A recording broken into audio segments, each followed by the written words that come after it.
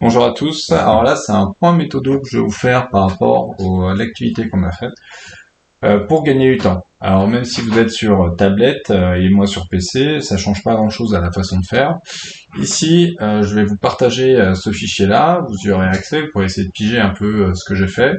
Mais globalement, la première chose que j'ai faite, c'est d'associer, de mettre toutes les constantes qu'on connaît dans le cours. Donc ici, on a h. Ici, alors je vais mettre malgré tout en mètres par seconde, comme ça il n'y aura pas d'ambiguïté. Et pareil pour 1 électronvolt égale 1,6 10 exponent moins 19 joules. Alors là, j'ai pas mis les unités parce que c'est des valeurs qui apparaissent et que c'est un peu m'enquiquiner pour les calculs. Et ensuite, pour certaines questions, j'ai précisé d'où venaient les calculs. Pour la question 2, vous voyez, j'ai mis la formule et j'ai associé. Donc à chaque fois, je récupère ces valeurs-là avec le lambda qui correspond au calcul. Ici, pareil, c'est une donnée que j'avais dans une des questions. Là, pareil. Ensuite, les rayons gamma, ça fait partie des choses que j'ai calculées. Le lambda. Donc lambda, j'en ai parlé. J'ai pas reprécisé la formule, mais vous voyez qu'à chaque fois, j'utilise des valeurs qui sont là, et ça va beaucoup plus vite que de retaper à la calculatrice. Pareil ici, vous voyez, la conversion en électronvolt, j'utilise X fois dans l'exercice. Là, pareil, j'ai encore besoin de la constante de Planck et de la célérité pour calculer un lambda, j'en ai plusieurs. Là, c'est juste un delta, et là, encore une fois, j'utilise la conversion en électronvolt. Donc, ça me permet de gagner un peu de temps. Là, c'est ni plus ni moins que le tableau d'exercice qu'on avait fait tout à l'heure.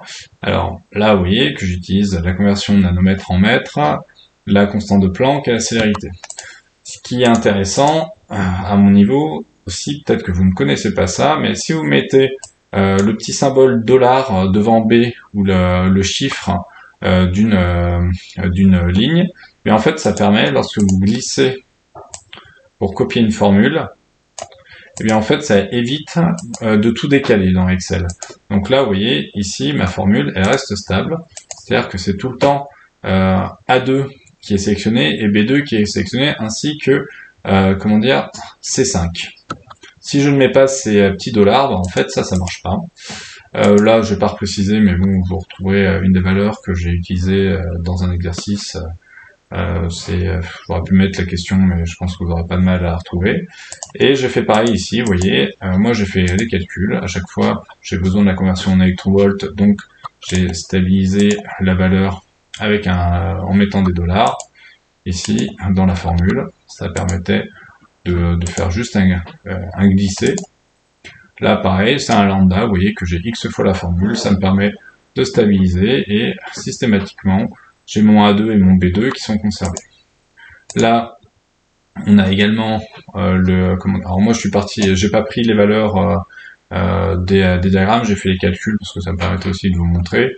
Donc vous voyez que pour calculer la fréquence, j'ai pris la formule que je connaissais avec la constante de Planck, et j'ai juste, je sais la relation entre la constante, entre la fréquence et la longueur d'onde. Donc il y a la célérité qui est entre alors là j'ai fait plus simple, peu importe, si vous avez pigé, ici vous avez la constante de Planck avec l'énergie, mais on aurait pu passer par la longueur d'onde.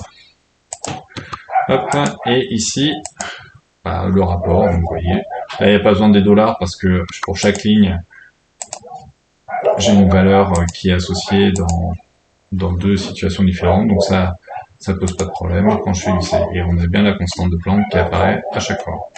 Voilà, bon, c'était un petit point méthodo, il n'y a pas grand chose d'autre à en dire.